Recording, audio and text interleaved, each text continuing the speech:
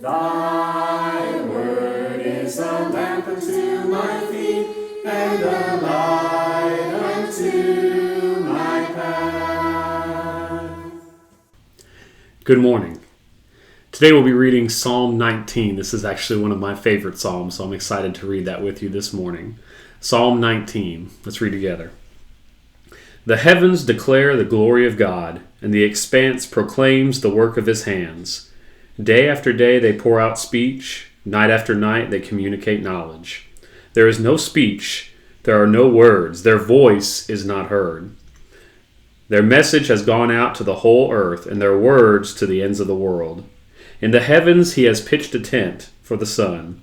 It is like a bridegroom coming from his home. It rejoices like an athlete running a course. It rises from one end of the heavens and circles to the other end. Nothing is hidden from its heat. The instruction of the Lord is perfect, renewing one's life. The testimony of the Lord is trustworthy, making the inexperienced wise. The precepts of the Lord are right, making the heart glad. The command of the Lord is radiant, making the eyes light up.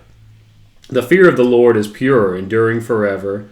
The ordinances of the Lord are reliable and altogether righteous. They are more desirable than gold, than an abundance of pure gold, and sweeter than honey dripping from a honeycomb. In addition, your servant is warned by them, and in keeping them there is an abundant reward. Who perceives his unintentional sins? Cleanse me from my hidden faults. Moreover, keep your servant from willful sins. Do not let them rule me. Then I will be blameless and cleansed from blatant rebellion. May the words of my mouth and the meditation of my heart be acceptable to you, Lord, my rock and my redeemer. I love this psalm because you can see the clear division between the sections.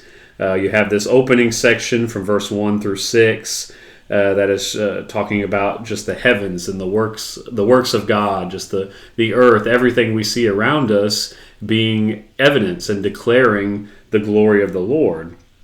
And then it seems abrupt, but he moves on to, in verse 7 through 11, talking about the law and the precepts and the spoken and written word of God.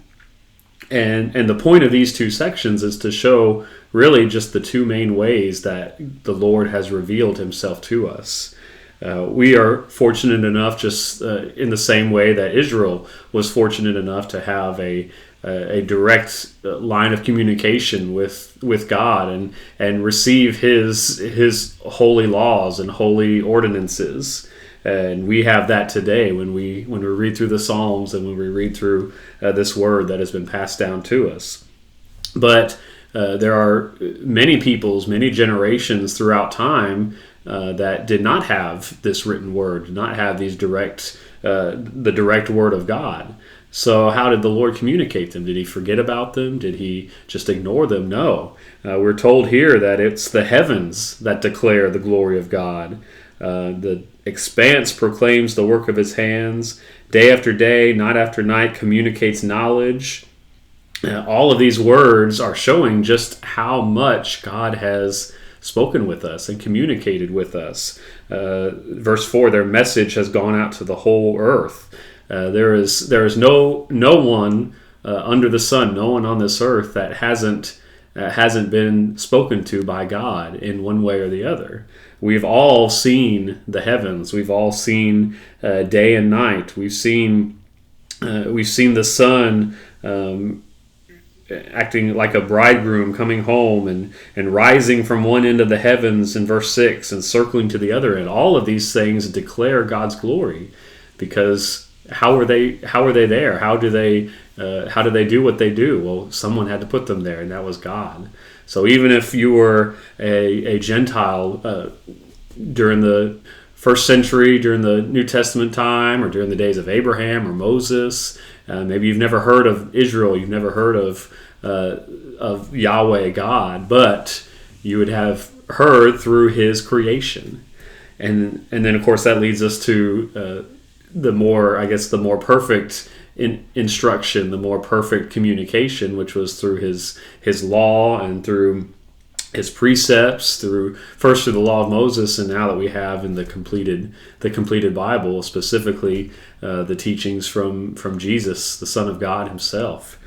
So this whole psalm is just rejoicing and focusing on all the different ways that God speaks to us in both the earth, the heavens, and through his law.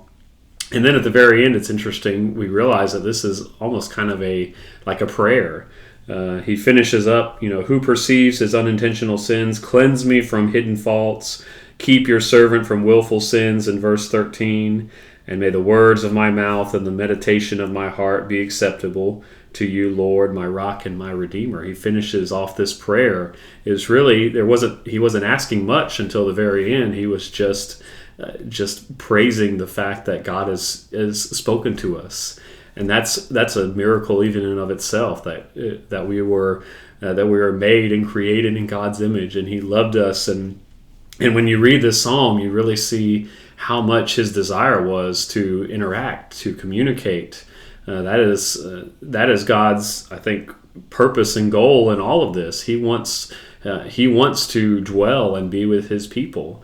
And we've rejected Him through sin, and yet God is still speaking and communicating through us, and now He's communicated through His Son directly, so that we can have salvation through Him and be with Him in the same way that Adam and Eve were at the very beginning, walking and talking in the cool of the day with Him in the garden.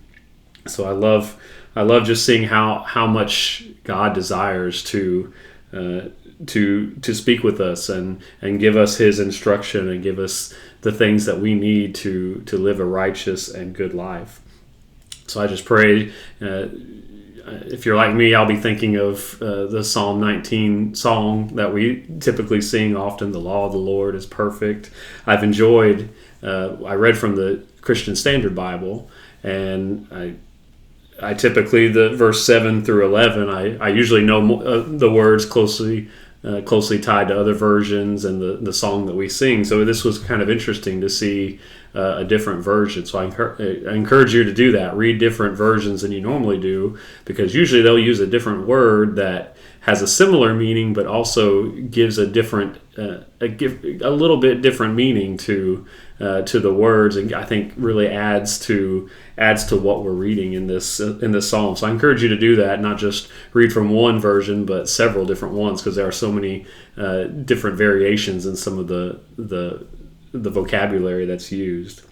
But I hope this was enjoyable for you today. I hope these words encourage you. Like I said, this is one of my favorite psalms, and I enjoy reading through it from time to time. So hope you have a great day, and hopefully we'll see you again soon. Thank you. Bye-bye.